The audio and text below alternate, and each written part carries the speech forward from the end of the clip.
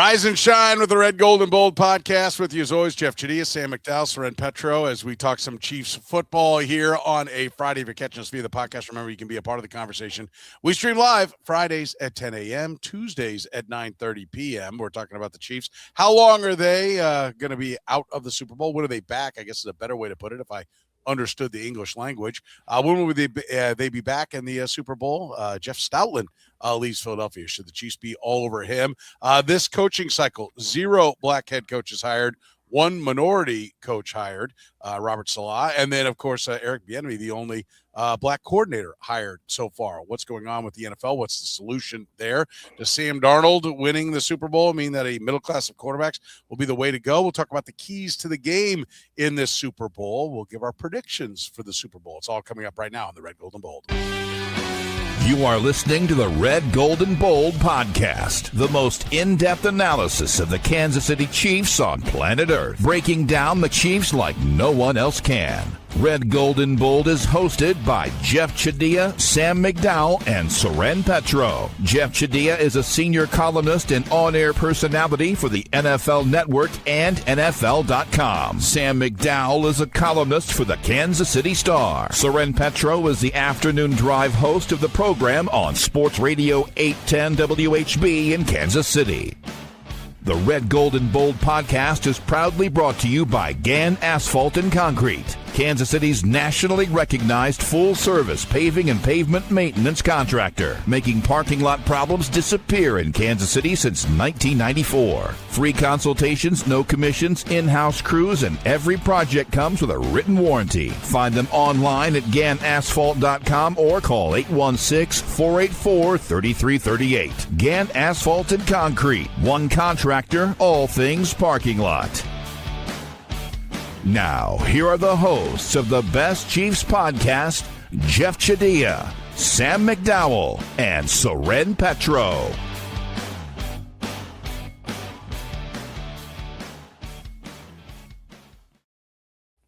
Thank you very much, Curtis. We do appreciate it as we get things rolling here on the Red, Gold, and Bold podcast. And gentlemen, let's start with the fact that the Chiefs are not in the Super Bowl. In fact, we were chatting before we got started. What's everybody doing?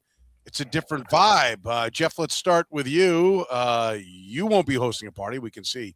Is that a hotel room? Is that a made bed behind you? Jeff Chadiha joins us obviously from at the Super Bowl in San Francisco. But let's start with what's the timeline on the Chiefs getting back to this game and you know, you rising and shining at the Super Bowl to the Kansas City Chiefs being there.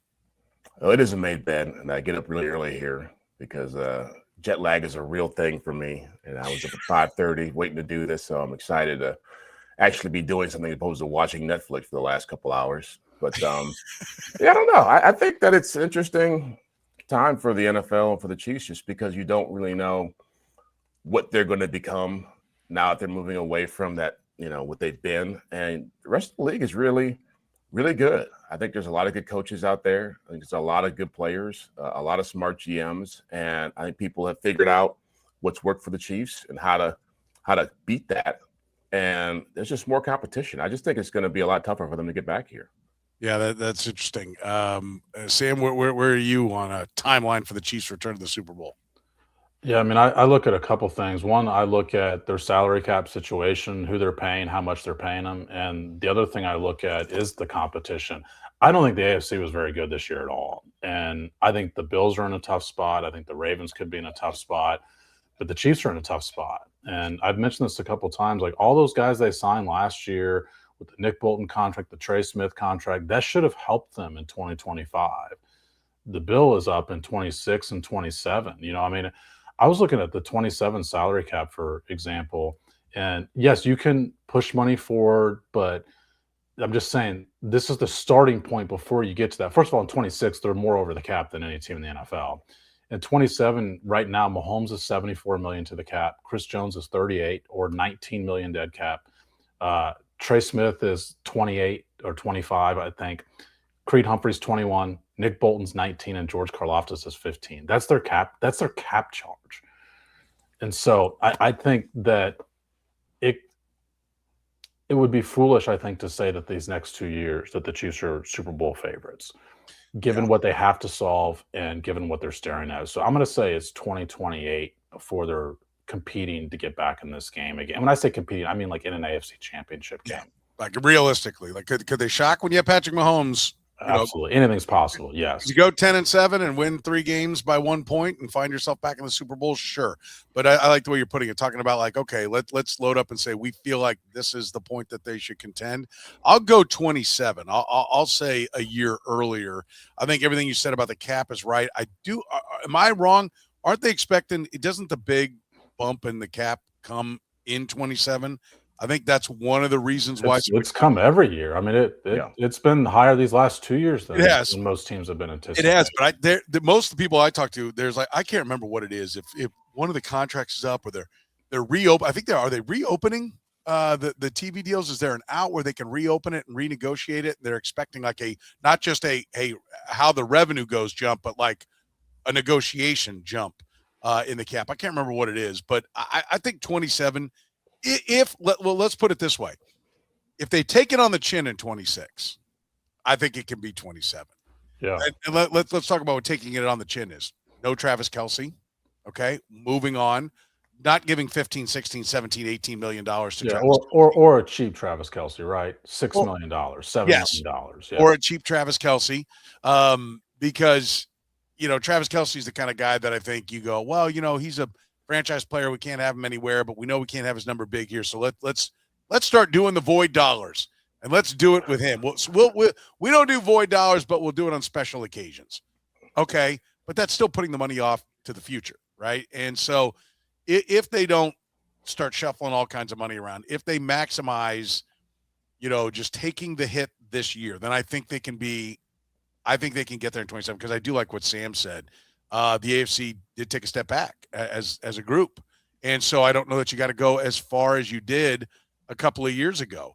I think the other thing, Jeff, and I'd be interested on your thoughts on this is, like we were reminded, 3 of the 4 teams that were in the Final Four had cheap quarterbacks, right? Yeah. Like I think the whole league and certainly everybody in Kansas City got the idea that, oh, no. You don't, that salary cap thing doesn't mean anything. Having the expensive quarterback doesn't mean anything. And you can just go right out there and compete all the time. But I think we were reminded that the Chiefs were swimming upstream and they were bucking the trend when they were getting in there with an expensive Patrick Mahomes. I think this shines a light on just how impressive those back-to-back Super Bowls were, because we see that, having the $3 million, $7 million, and $13 million quarterback was a big part of the equation for the Broncos, Patriots, and Seahawks being where they were in these playoffs. Yeah, they certainly defied gravity for those years, and a lot of things had to go right. The defense for the last championship certainly was at an elite level, and so that was a big part of it. They had a lot of draft picks come out of that 2022 class that really performed at a high level. But then the last 3 years, you've also seen what happens when you don't have great drafts, and it gets a lot harder. I think what's hard for me to be able to predict where they're going to be. I think they have a 5-year window. I think the next 5 years is their best opportunity. Once Mahomes gets past 35, it's going to be, who knows where it's going to be, especially now he's had a major injury. But I look at what is happening in New England. They're not going to get worse. Elliott Wolf is a very smart GM, and Mike Vrabel is a very smart coach, and they've got a franchise quarterback. I look at the teams you just mentioned who have young quarterbacks, who have the flexibility. Denver has a huge benefit now because they're out from underneath the Russell Wilson financial burden they faced for the last couple of years. The coaching, again, is a big part of this. The Liam Cohens, the Jim Harbaughs, those guys, DeMeco Ryans. And so for me, what's tough about the Chiefs is you just don't know what their core is going to be. Like, there's probably like maybe 5 or 6 guys right now on this current roster who are going to be around in 28. And who else is going to be there? Because you got to have about 20, 25 more guys who are going to be substantial contributors to be able to win a championship. And will they draft well? Will they make great free agent moves? I don't know if that's going to happen. Sam, we can sit here and talk about when we think they're going to be back. It's important for the Chiefs to target a year. Is it important for them to have a plan as to when they get back and focus on that? Or do you just, hey, every year is a Super Bowl year? Is that a realistic approach to a team trying to get back? No, I mean, I think absolutely. I mean, I think you need to have these in multi-year plans. I mean, that's the nature of what the salary cap demands. And Look, I mean, it's why the three of us criticized some of the deals they made last offseason. It wasn't because we thought it made the Chiefs worse in 2025. We said, what about the future? Like you're shortening the championship window when you sign Trey Smith to he's going to cost 20-some million dollars for 3 straight years on the salary cap. And when Nick Bolton gets to a $19 million charge on the salary cap, like that's why we criticized the deals. It wasn't because we didn't think these guys were good players. It wasn't because we didn't think paying them cheap in 2025, the first year of those deals, was a bad idea. It was because of the future years. So I think absolutely you need to have future years in mind. And to your point, Soren, I mean, one of these years you're going to have to eat it. The question is, with the Mahomes deal in particular, how much do you eat it? And do you try and wait until he's gone and just keep kicking this can down the road and then really be in a bad spot when Patrick Mahomes is gone? Because the thing that you brought up to Jeff is completely accurate as far as salary cap charge for quarterbacks. I mean, the Rams were in the conference championship game. Those other three teams all pay their quarterback bottom half of the league, including the Broncos. The Broncos are outside the top 10, even if you add the Russell Wilson money into it. So the Rams pay their quarterback more than anybody in the league, the quarterback position, because Jimmy G makes a decent chunk of change for a backup.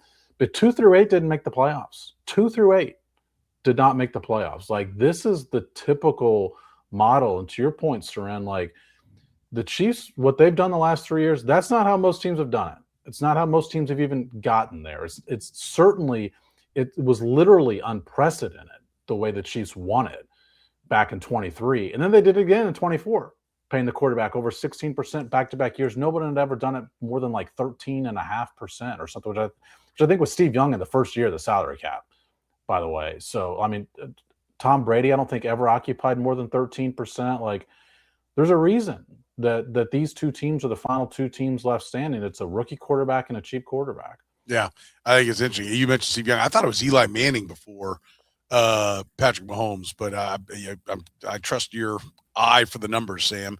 But I know he was one of the more expensive ones when the Giants had gotten it done. And they were, one of the years, I think they were 9-7.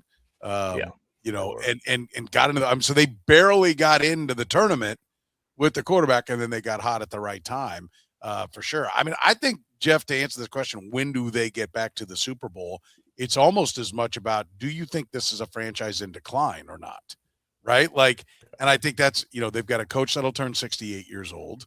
That is not, he's keeping the band together, we'll see if there's some kind of change. We'll talk about some coaches here in a second, but I think it's, do you think Andy Reid still has his fastball? If the answer is he doesn't have his fastball and and he's in decline, then let's look at what that timeline looks like. It looks like another disappointing year, which will be labeled, well, we were putting our cap back together. Then it's another disappointing year, right? So it's 3 years in a row. Like, I don't think Andy Reid is out until after the 27th season, almost regardless of what happens, right? Does that make sense? Yeah. I mean, so if that is the case, then Andy Reid's earned the patience and the ability to try to turn things around with the greatness that he has bestowed upon this franchise. It could be even longer than what we're looking at. It could be like, okay, then you got to hire a new coach, then he cleans house, then you need a couple of years. Like that's the scary part, is there's like you said, you're in the sweet, the last part of the sweet spot of Patrick Mahomes' tenure as quarterback, and this might be, I don't know, multiple years that fans don't want to hear. Yeah, I would tell people, if you want to look at a case study for what you probably don't want to look like, dismissing like worst case scenarios, I'd look at the Packers, Aaron Rodgers years after they won their championship, up until Matt LaFleur showed up. I mean, I look at the Drew Brees years with Sean Payton in 2016 moving forward, where those teams were really talented, and most quarterbacks were still in their prime and still super effective, still elite. And those teams could get to the NFC Championship game or AFC Championship game. They could win a bunch of games in the regular season, but they couldn't get over the hump because they were missing one thing. A big play happened here. People forget that Green Bay team that the Chiefs beat back when Romeo Crennel they won, 18, 19 games in a row? I mean, they were a dominant team filled with tons of talent. And then certain guys got hurt. Nick Collins was a great player, face safety. He got hurt. Jermichael Finley was a great tight end. He got hurt. And then all of a sudden, Aaron Rodgers was good enough to get you to the division championship and lose. Good enough to get you to the championship game and lose. And just that's kind of where it could go with this team. They could, even if they build it right, and get great players back in here, it could still not be enough to get over teams that have more money, have cheaper quarterbacks, have better coaches. Yeah, Sam, I mean, a lot does ride on Andy Reid still being the guy, right? If he's not the guy, that adds like a couple of years minimum to the timeline. Yeah, I don't think necessarily. I guess I would say I think the to use the same example Jeff used. I mean, the Mike McCarthy to LaFleur transition. I mean, they immediately went what 13-3. I think in LaFleur's first year, maybe his first 2 years there. Yeah. So yeah, I mean that all depends on who the next guy would be, but it's undoubtedly true that there would be a transition. It's just what does that transition look like? How immediately ready is the roster? And I think that's also like these two things go hand in hand a lot more than people think they do, as far as the question of how much longer does Andy Reid have? And then what is the plan? How immediate is the plan for the Chiefs? Or how much are they willing to eat in the salary cap and the immediacy? Like part of that is having a conversation with your head coach and saying, how much longer do you think you're going to do this? If it's 1 year, let's say Andy Reid says, you know what, this might be it. Totally hypothetical. I'll put out. But let's just say that hypothetically says, you know what, I'm thinking 2026 has the possibility to be my last year. You're not gonna say, okay, we're playing for 2027. Yeah. In that sense, like these two things are married. Yeah, that's a great point. All right. What a lot of people think is the best offensive line coach in football is out on the street. Should the Chiefs be looking at him? We'll talk about it after you hear from our friends at Gann Asphalt and Concrete. Gann Asphalt and Concrete, proudly serving the greater Kansas City area. Nationally recognized full-service paving and pavement maintenance contractor. Locally owned and making parking lot problems disappear in Kansas City since 1994. Let Gann educate you about the most cost-effective way to solve your parking lot problems. Free consultations, no commissions, in-house crews. Every project comes with a written warning. Gann Asphalt keeps your parking lot safer and helps you and your business avoid unnecessary delays and costly expenses. Find Gann online at GannAsphalt.com or call 816-484-3338. Gann Asphalt and Concrete. One contractor, all things parking lot. Northland Injury Law, Kansas City's Google 5-star rated personal injury lawyers, serving KC for more than 40 years, voted Kansas City's #1 accident lawyers, helping people with serious injuries from car accidents, work accidents, falls, and other personal injuries. Northland Injury Law doesn't get paid unless they get money for their client. Don't wait, get compensated now. If you have a case, text HURT to 22222. That's HURT to 22222 or call 816-400-HURT. That's 816-400-4878. The choice of a lawyer is an important one and should not be based solely upon advertisements. All right, let's talk about Jeff Stoutland leaving Philadelphia. He made it pretty clear, I think, with his exit, thanking the fans, but nothing to the organization or the coaching staff, that I'm out because I ain't digging this. There's all kinds of reports. One, I think his agent has made it clear that he is not done with football. There were some reports that he was retiring, and his agent's like, that ain't exactly the case here. Some frustrations about kind of taking away the run game coordinating part of his job. He wanted that title taken off because it wasn't the way he wanted to do it. But largely considered one of the best, if not the best, offensive line coach out there. Jeff, should the Kansas City Chiefs and frankly everybody else be trying to hire? Why aren't we leading with you, Soren? Yeah, that's right. That's right. The official Andy Heck. Lead with yourself on this. Yeah. Well, I didn't realize. Am I president of that club? Are you not? I didn't. I don't. I mean, I do believe that there should be serious questions about the offensive line position. Listen, I don't know how you can be the second. Like, should the Chiefs look at this? 100%. I want to be clear. If Stoutland did, so I will lead. Okay. So Stoutland gets sideways with how they want to do things. I think when, Nick Sirianni's a demonstrative guy and looks kind of like a spoiled child at times. So I think it's really easy to be like, well, that guy's an ass, so Stoutland's right. I mean, like the fact that it's getting out that he didn't like how they were doing things and they were making changes. And I think it's something you want to get to the bottom of. Why did this go this way? I tend to believe, I think Nick Sirianni's a loose cannon and a problem, right? So I would assume that I'm going to go through the research and find out that Stoutland was probably in the right and Sirianni was throwing a tantrum and So based on that, yeah, absolutely. I would absolutely be talking to him. And I do think he's got really good talent to work with in Philadelphia. And so I think that would be, he's got a couple of really good tackles. They found a tackle in the 7th round. That's an athletic freak, But Stoutland's the guy who took a rugby player and made him the second team All-Pro left tackle. Says that he knows how to coach or at least stay the hell out of the way of just a natural athlete. Either way, he deserves a lot of credit. So, yeah, and if I were calling the shots, the problem is if Andy Reid doesn't want him and you're committed to Andy Reid, you can't force something on the head coach.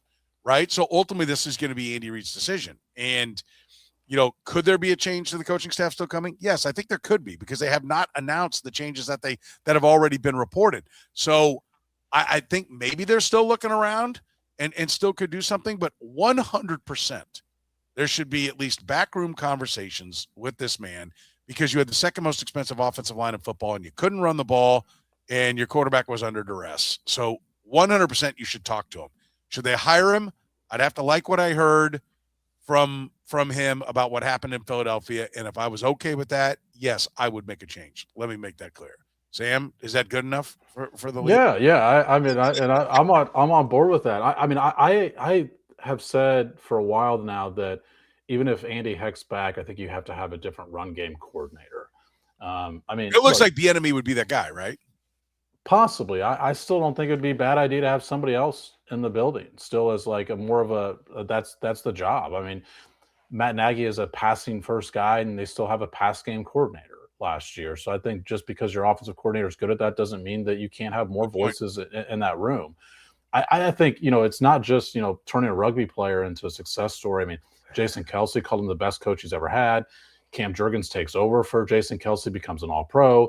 Jordan Mailata said he bawled his eyes out at this news. He turned Malachi Becton, a complete bust, into a really high caliber player. And I looked up just data wise, it's hard to find really good, like I would say objective data on just full offensive line performance. But when you just look at like the PFF grades on pass blocking efficiency, here's where the Eagles are 6th this year, 6th last year, 1st year in 23, 1st in 22, and 5th in 21. And it wouldn't take you guys long to guess how many years the Chiefs ranked ahead of the Eagles in pass blocking efficiency in those years. It's 0. But then the other difference is they're also still a good run blocking team. I mean, they were 12th this year, but before that, 6th, 3rd, 5th, and 5th. Like that's their last 5 years. I mean, these are over half of those are the post Jason Kelce years when you consider, okay, they've got the All-Pro center, but yeah, then they mold a new All-Pro center. And look, the Chiefs have done the same thing with the 2nd round pick, but it hasn't led to the whole group performing well the way that it has in Philly. And he played without Lane Johnson this year. And those numbers I just mentioned, 6th best pass blocking team, those were without Lane Johnson this year. And so I think without a doubt, the numbers speak for themselves as far as his ability. I agree with you, Soren. Like, if this was some sort of power struggle, which at least seems an element of that in Philadelphia, I don't know that that's the type of voice Andy Reid wants to add to the room. Yeah.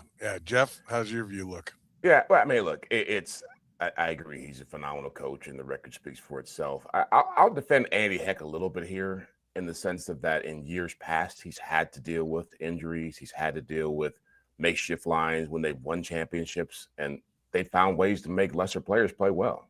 And I don't think that should be – I think when you're talking about making changes, you just look at the entire body of work, and I'm sure Andy Reid does that. And so I'll give him credit for that. I don't think the Chiefs' offensive line is responsible for their run game not being good. I think their running back selection is a big part of that. I think the way they play football offensively is a big part of that. You're not getting under center as much, so you can't be that creative in what you do.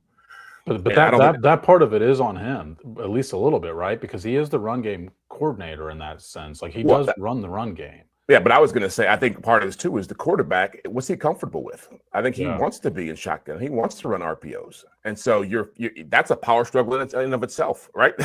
Like, what does our quarterback like to do, and is he going to do the things that help the run game work better? And so, I do think Andy Heck should be under fire, should be under scrutiny. But I look at how Andy Reid handled Bob Sutton, and Bob Sutton was way worse at his job for much longer than Andy Heck has been bad at his, or at least marginally good at what he's done. And Andy Reid stuck with Bob Sutton for a long time. I don't think Andy Heck's going anywhere, and I don't think Andy Reid has a huge problem with what he does.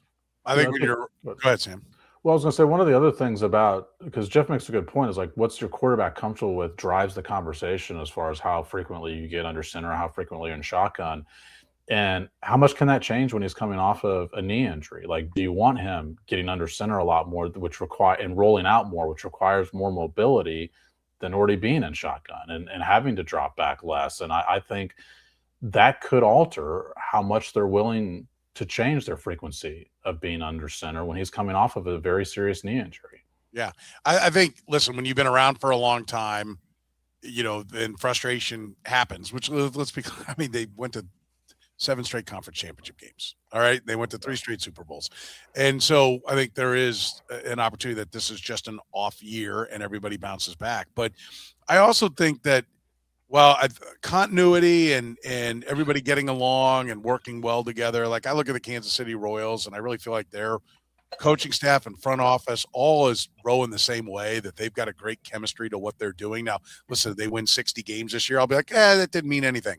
Right. But I feel like that is an organization that we've seen really turn the corner, and they've got a bunch of people that all seem to get along and work well together and all those things. I do think that's part of it. You don't want a bunch of people warring and fighting against each other.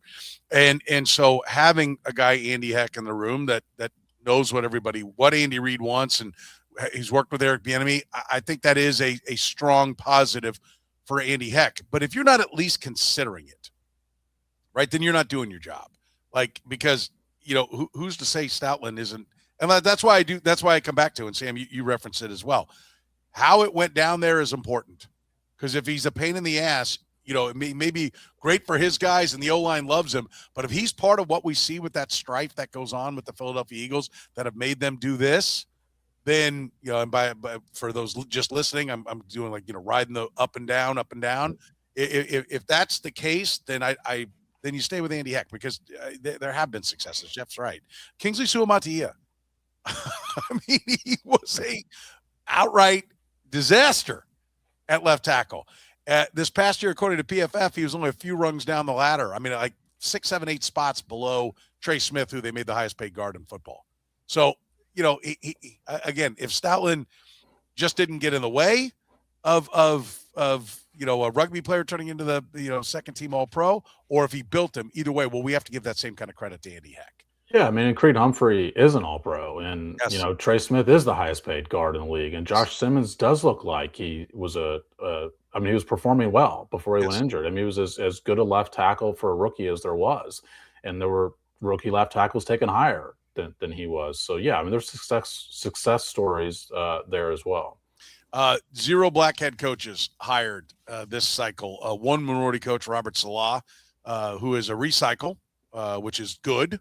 It's still a minority hire, but the NFL has put all kinds of rules in, Jeff, as to what they want to do. They're even incentivizing hiring, minority coaches, and we got just Robert Salah getting a shot again, and 0 African-American head coaches. Is the NFL making progress in this category or not? Well, the numbers wise, they're not making progress, but I've always tried to talk to people about this issue in a way that it's more nuanced, because the NFL is not a monolith. It's basically 32 small businesses, and owners are going to do what they want to do in their selected markets. And so what's troubling is that I think there's not really a process. They had this accelerated program in place, which I thought was a good idea, to allow organizations to identify talented people, not just coaches, but GM talent, females, people who could get access to owners at owners meetings. And without that, I don't know how they move forward and create more opportunities for minorities to get, the chance to be in front of coaches more often and sell themselves more. That's one thing. The other thing, too, the numbers aren't great. And there's a lot of desire to have offensive-minded head coaches. Most black coaches are not coaching offense. And really, this was a year where the talent pool in general, which is why you saw so many retread coaches, there's not a lot of young, talented coaches out there who are really killing it. And so, look, it's every year is different. And I think sometimes we try to make every year sound the same and make all the numbers make sense every year, and it doesn't work that way. I think that it's a lot more nuanced, and unfortunately, it looks bad, but I don't think it's the end of the world. I think it's better to look at. I was counting it up. I think there's been 20 or 21 franchises who've hired black head coaches. The Jets have hired 3, I think, in the last 20 years. The Texans have hired 3 in the last 20. And so it's like I think we have to look at what those teams are doing and how they're actually looking at it, and try to get answers from them about what they see in their process that makes it easier for them to hire coaches of color. Sam, I think Jeff makes a good point about it's 32 small businesses, and it's also each individual coach, right? The coach, hiring a coach is not a monolith in and of itself. Each coach that you're talking to has his own strengths, weaknesses, and there's their reasons for and against. Brian Flores is the guy that jumps at me when you see some of the guys that got jobs. Brian Flores has experience as a head coach, which, Bill Belichick's time in Cleveland wasn't good, but New England gave him another shot. Said, okay, he's going to learn from that. Flores has admitted he made mistakes in Miami, which to me seems like all the reason in the world that, like, okay, whatever the mistakes are, he's willing to embrace it. He's been excellent, and yet I didn't really hear. I mean, I think he got interviews here and there, but never was his name really floated around like he was a strong candidate in any of these jobs. That's one of the places where I'm like, I don't understand. Again, maybe there's something like we've talked about with Eric Bieniemy. It's clearly beyond. There's a reason why teams didn't want to hire him when he was the OC for the Chiefs. But case by case, it's clearly not progress, right? Like, I mean, well, what do you see here in going? 1 out of 10 on minorities, 0 for 10 when it comes to African American coaches. Yeah, I mean, I think Vance Joseph fits that same mold as Brian Flores. I mean, perfect. Yes. To me, it's not just the numbers of it's now 3 out of 32 are employing a black head coach, and 2 of those I think entered the season on the hot seat. I think we could see fewer next year. There were 7 2 years ago, but to me, it's there weren't really any of them any close. I know Joseph got interviewed, Flores got interviewed, Evero got interviewed, I think, in Las Vegas, maybe it was. But when you look at it, Jeff's right. It's an offensive-driven league, and there aren't really like up-and-comers. Like there's only 2 offensive coordinators now who are black: Eric Bieniemy and then Mike McDaniel, who has a black father and a white mother. Like there's not really. I think it's a much deeper problem than just the head coaching. And by the way, I don't think the Rooney Rule, even if it's not the solution, I guess I don't understand all of the targeting of that, because to me, part of the problem and the reason that this happens with not enough black head coaches is because they're not put in front of the owners enough. They're not just given the opportunity to present themselves enough.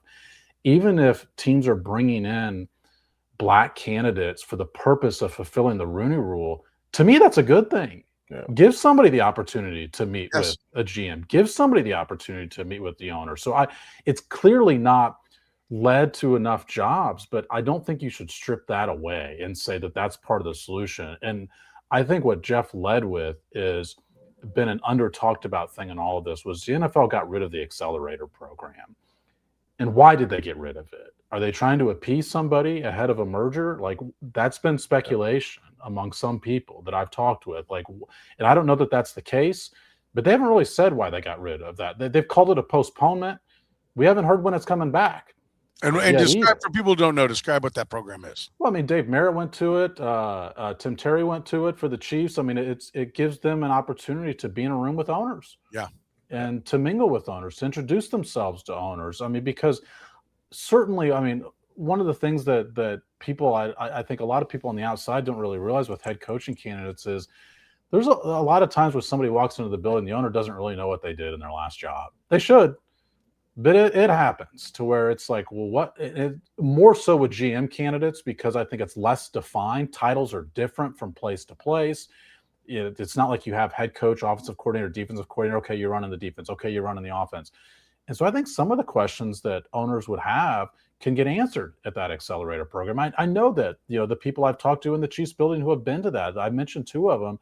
I know they saw high benefit from having that program. And so I find it really disappointing that even if they call it postponement rather than cancel, I find it disappointing that they would ever postpone something like that. A big part of that program too is that the organizations were identifying people within their organization to send to the owners meeting. Good So point. the teams were saying, hey, these are people you should be looking at. These are talented people who've got bright futures. And so if as an owner, you have to go find a search firm and go find somebody. You're already getting people hand delivered to you who are on a list somewhere that you can look at and say, oh, I met this guy. I like this guy. He's a great person.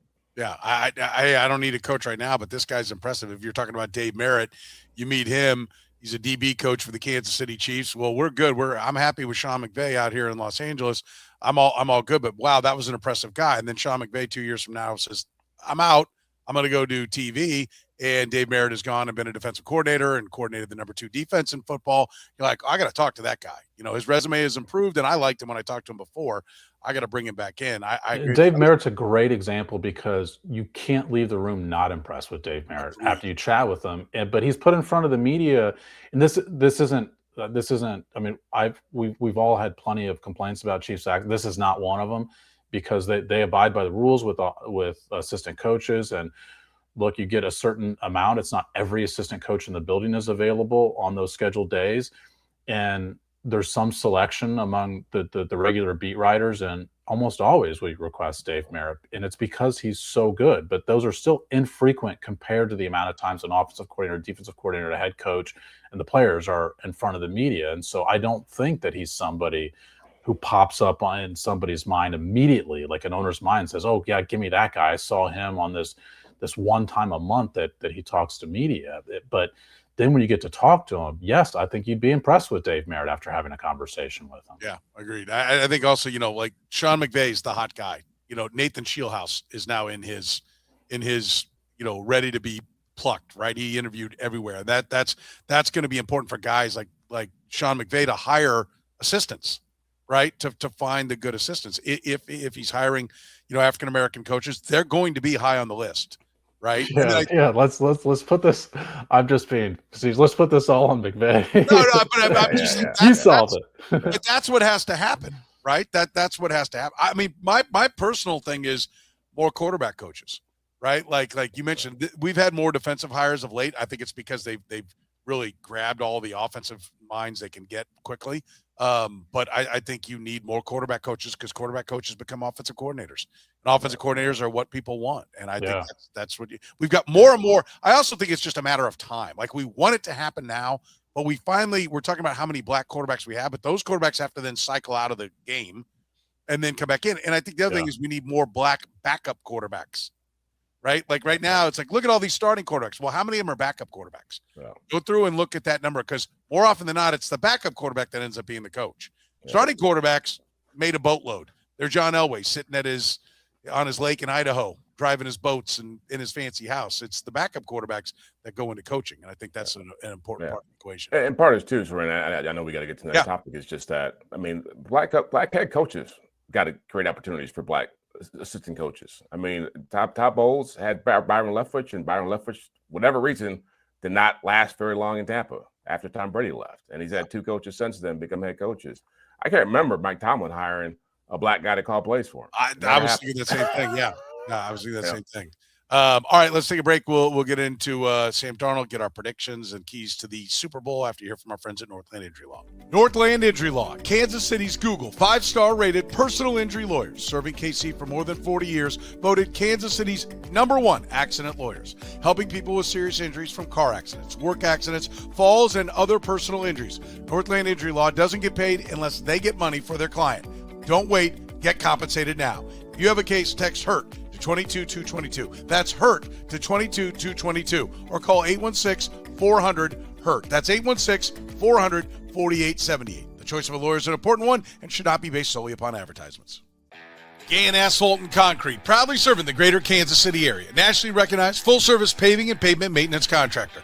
Locally owned and making parking lot problems disappear in Kansas City since 1994. Let Gann educate you about the most cost-effective way to solve your parking lot problems. With free consultations, no commissions, in-house crews, and every project comes with a written warranty, Gann Asphalt keeps your parking lot safer and helps you and your business avoid unnecessary delays and costly expenses. Find Gann online at GannAsphalt.com or call 816-484-3338. Gann Asphalt and Concrete. One contractor, all things parking lot.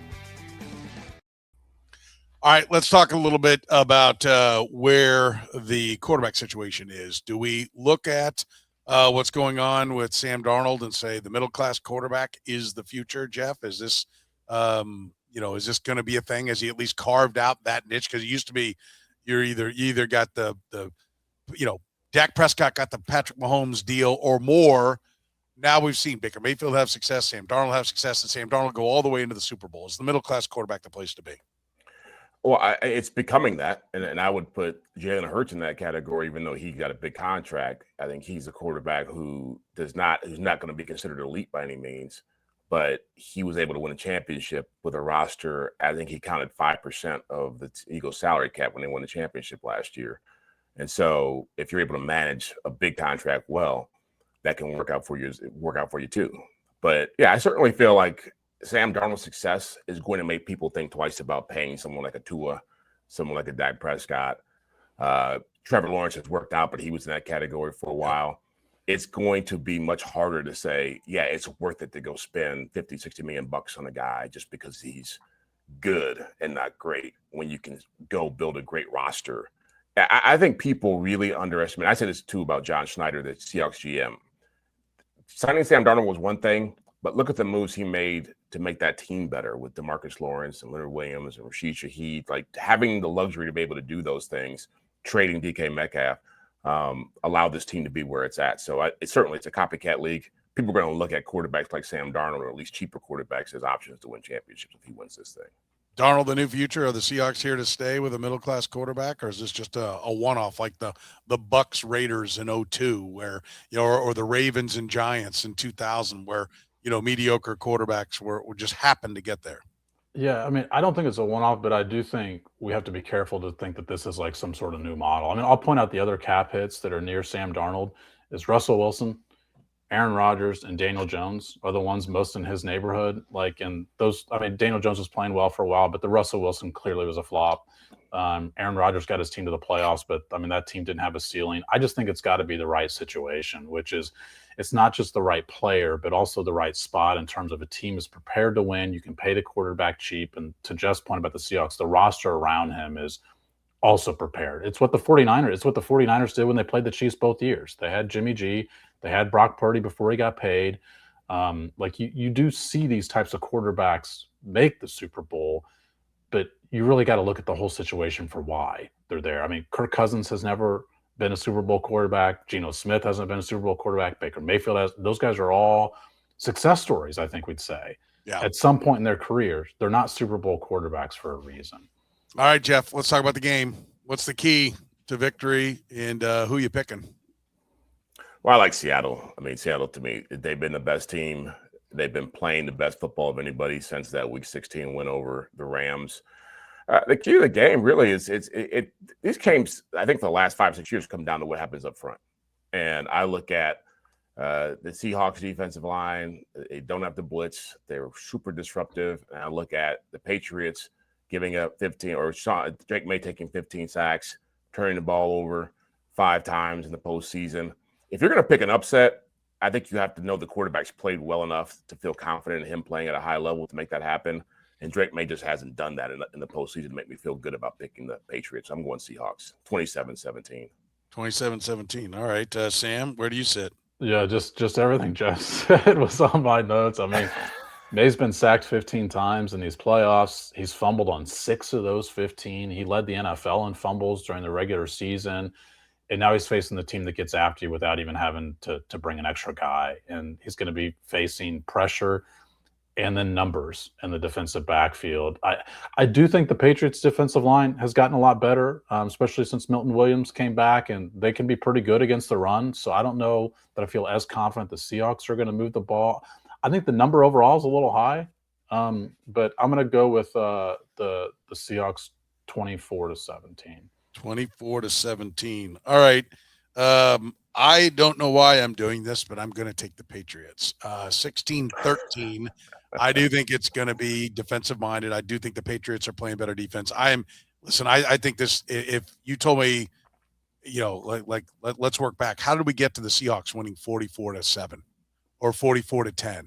I would say, oh, it's because Seattle got 2 defensive scores because Drake May was sacked, because he fumbled, he was pressured, he turned over the football. I think the better coach is Mike Vrabel. I'm just a giant Mike Vrabel fan, but I think McDonald's really good. I know the people in Seattle love him. I think Drake May is the better quarterback. I think that's a pretty good combination to start with. They're playing better defense. I think they'll have something for Seattle, and I just can't get the Vikings playoff game of Sam Darnold out of my head from last year. I think it's still in there where he can implode. He threw 4 picks that game against the Rams. But I want to be clear. I've heard people say, well, since this game, he was fine before that game, and he's been, he was very good, and he's been great since it. Really, the only negative of Sam Darnold all year is that one Ram game where he threw no touchdowns and 4 interceptions. Because before that, I think he was like 16-6, and after that, he's like 12-4. So that does scare me a little bit. But everybody and their brother is on Seattle.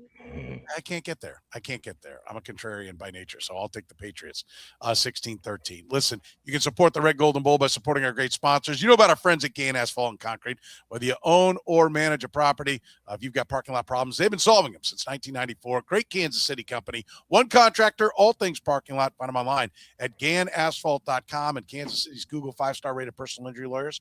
It's Northland Injury Law, serving KC for more than 40 years. Voted KC's #1 accident lawyers. If you have a case, text HURT to 22222 or call 816-400-HURT. For Jeff Chadiha at the Super Bowl in San Francisco, Sam McDowell, I'm Soren Petro saying thank you very much for joining us here on the Red, Gold, and Bold.